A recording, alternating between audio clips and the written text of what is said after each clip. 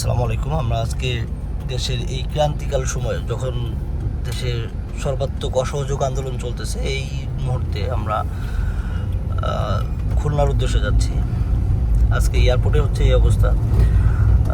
এয়ারপোর্টে একটা বিষয় একটু আমি জানিয়ে রাখি, অনেকেই হচ্ছে ফেসবুকে বা অন্যান্য সামাজিক যোগাযোগ মাধ্যমে একটা রিউমার ছড়াচ্ছেন যে হচ্ছে এয়ারপোর্টের ভিতরে ভারতীয় অনেক বিমান এসে ভরে গেছে, ভারতীয় অনেক সেনা চলে আসছে, এই ধরনের অনেক শোনা যাচ্ছে। আমরা একটু বিমানবন্দরের ভিতরের দৃশ্যটা আপনাদের দেখাবো, কী অবস্থা এখন বিমানবন্দরের ভিতরে। এই হচ্ছে টার্মাক এরিয়া, যেখানে হচ্ছে বিমানগুলো সব থাকে। এখানে বাংলাদেশ বিমান আপনারা দেখতে পাচ্ছেন, ইউএস বাংলা আছে, এবং এমনি স্বাভাবিকভাবে যে সকল ফ্লাইটগুলো থাকে সেগুলো আছে। এখানে সেনাবাহিনী গাড়ি দেখা যাচ্ছে ভিতরে, যদিও অন্যান্য সময় আমরা সেনাবাহিনী গাড়ি তেমন দেখি না, কিন্তু আজকে নিরাপত্তা ব্যবস্থা অনেক জোরদার করা আছে।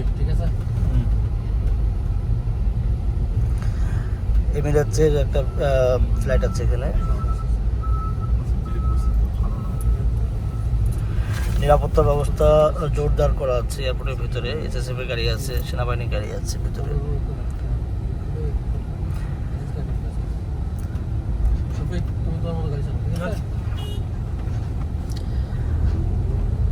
আমরা হেলিপ্যাডের দিকে যাচ্ছি, যেখানে আমাদের হেলিকপ্টারগুলো থাকে, সেই এরিয়ার দিকে যাচ্ছি আমরা এখন। হ্যাঙ্গারের দিকে যাওয়ার পথে হচ্ছে আমরা দেখতে পাচ্ছি বিমানবন্দরের ভিতরের যে অবস্থা, যদিও আজকে বাইরের অবস্থা অনেক থমথমে, এবং এয়ারপোর্টের ভেতরের যে দৃশ্যটি আমরা এখন দেখতেছি,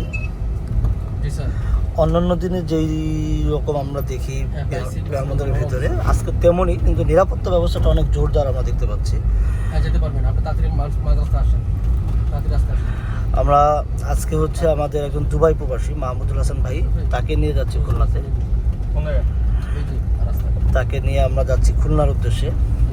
মাহমুদ ভাইয়ের হচ্ছে বাবা মারা গেছেন, তার বাবা মার মৃত্যুর সংবাদ শুনে আজকে রাতে তিনি হচ্ছে দুবাই থেকে রওনা দিয়েছেন। ইমার্জেন্সি আমাদের হচ্ছে হেলিকপ্টার বুকিং করছে আজ সকালে। আমরা এখন 10:20 বাজে, আমরা এই মুহূর্তে হচ্ছে তাকে নিয়ে রওনা দিচ্ছি। আমরা আশা করছি 40 মিনিটের মধ্যে ইনশাল্লাহ এখান থেকে টেক অফ করার পরে খুলনা আমরা পৌঁছে যাব, এবং শেষবারের মতো তার বাবার মুক্তি দেখতে পারবেন বলে আমরা ইনশাল্লাহ আশা করছি। আমরা এই হচ্ছে আমাদের মাহমুদুল হাসান ভাই। মাহমুদুল হাসান ভাইয়ের হচ্ছে তার বাবা মারা গেছেন, তার জানাজায় হচ্ছে যাচ্ছেন। আমরা নিয়ে যাচ্ছি এখন হেলিকপ্টারে করে। এবার এয়ারপোর্টের ভিতরের দৃশ্যগুলো আমরা একটু দেখাই। এই হচ্ছে ভিতরের দৃশ্য, বিমান দাঁড়িয়ে আছে, কিন্তু যে বিষয়টি শোনা যাচ্ছে বা সামাজিক যোগাযোগ মাধ্যমে যেমনটি মানে ছড়িয়ে পড়ছে যে বিমানবন্দরের ভিতরে ভারতীয় অনেক সৈন্য চলে আসছে, অনেক ভারতীয় বিমান চলে আসছে, যুদ্ধ বিমান চলে আসছে, এই ধরনের আসলে কিন্তু আমরা কিছুই দেখি না। এবং এখানে আমরা যদি দেখাই, স্বাভাবিকভাবে যেভাবে বিমানগুলো দাঁড়িয়ে থাকে সেগুলোই আছে। এখানে যে বিমান বোর্ড হচ্ছে, এটা নিশ্চয়ই ডোমেস্টিক ফ্লাইট হবে। রানওয়েতে এয়ার এক্সট্রা একটা ফ্লাইট অবতরণ করলো মাত্র।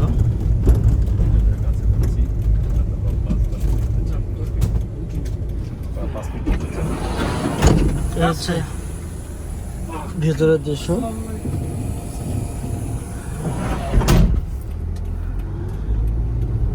আমরা আর একটু সামনের দিকে যাই, আমরা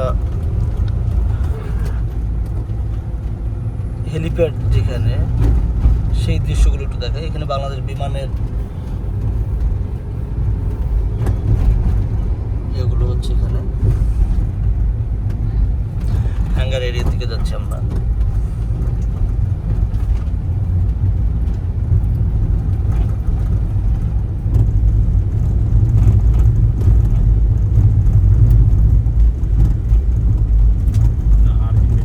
বর্তমান এই সময়ে যারা বিদেশগামী যাত্রী বা বিদেশ থেকে যারা দেশে ফেরত আসছেন, তারা চাইলে প্রবাসী হেলিকপ্টারের মাধ্যমে নিজ গন্তব্যে যেতে পারেন নিরাপদে। এখন যেহেতু বাইরের রাস্তাঘাট ওই ধরনের মানে নিরাপদ না, বিভিন্ন ধরনের একটা আতঙ্ক বিরাজ করছে, সো আপনারা চাইলে হেলিকপ্টার নিয়ে আপনারা নিরাপদে গন্তব্যে যেতে পারেন। আমরা দেখতে পাচ্ছি যে ইউএস বাংলার একটা ফ্লাইট এটি রানওয়ের দিকে যাচ্ছে।